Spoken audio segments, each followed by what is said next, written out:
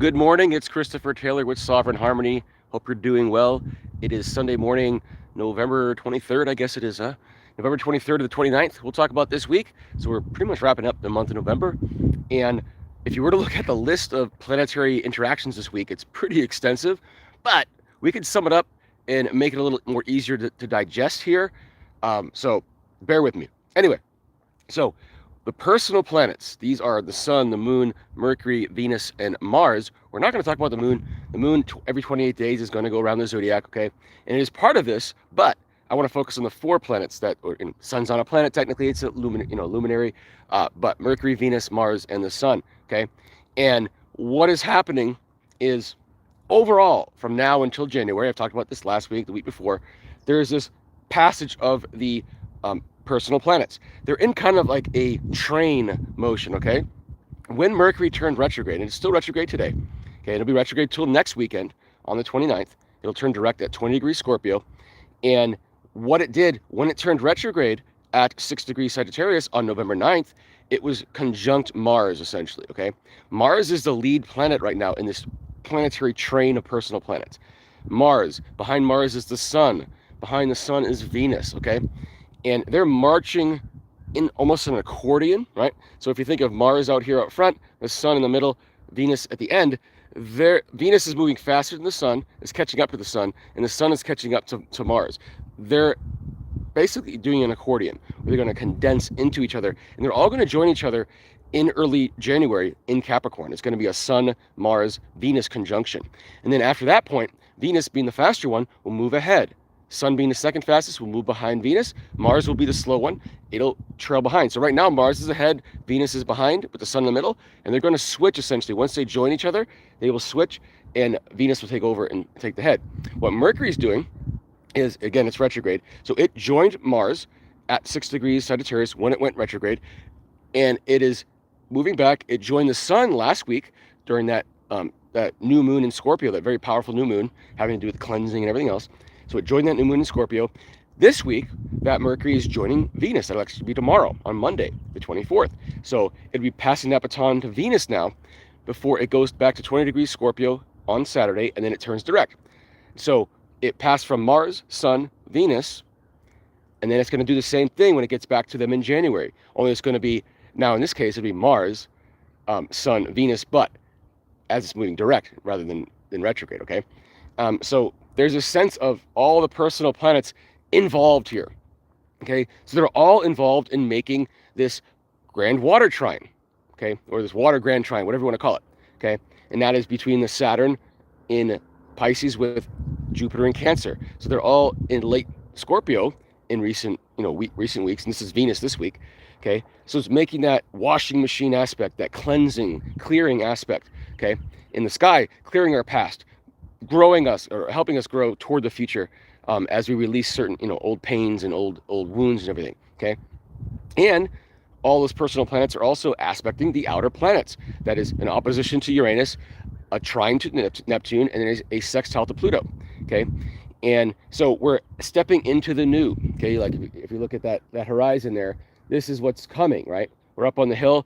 We're seeing what's coming. When Mercury turned retrograde at 6 degrees Sagittarius and it handed that baton to Mars, we're basically looking at the horizon saying, okay, this is where we're headed. But what do we got to do? What do we got to go back and clear before we can head there? And so this is where we're at now, with all the personal planets making these aspects to, again, that water grand trine, the outer planets. And then the last thing they're going to make, which starts this week, is Mars, again, because Mars is ahead. Mars is making the aspects first right now. It will be behind in January, but right now it's ahead. It squares the moon's nodes this week, okay? So it's a square to the lunar north node in Pisces and a square to the lunar south node in Virgo from the sign of Sagittarius, okay?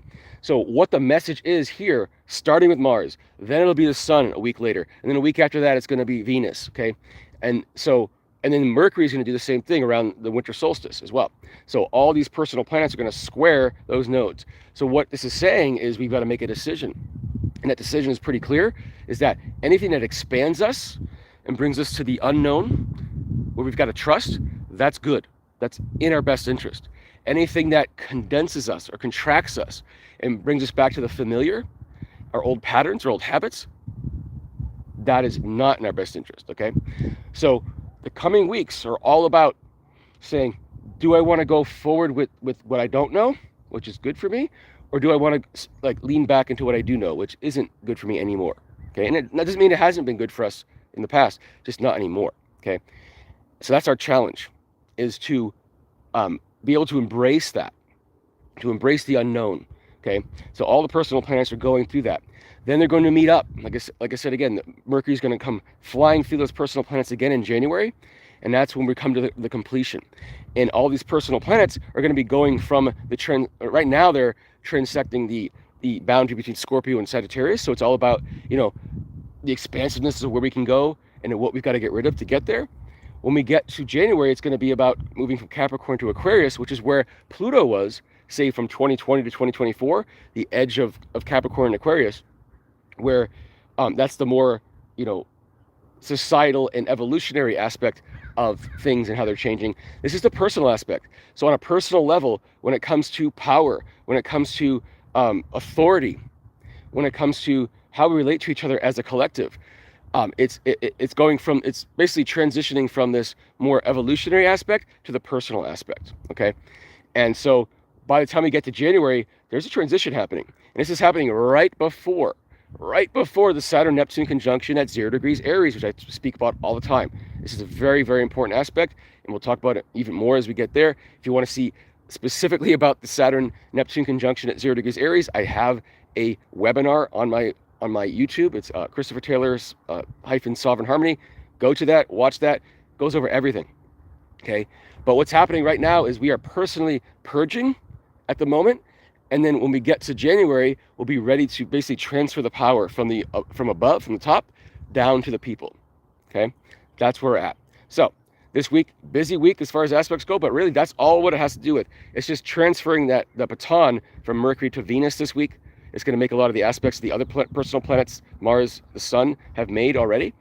And we have Mars starting with that square to the nodes. And again, that'll be passed to the Sun, Venus, as we move over the coming week. So if you have any questions, let me know. If you want to see how this works in your chart, also let me know. Other than that, enjoy your Sunday, enjoy your week, and this beautiful day up here on the hill with me, and we'll see you next time.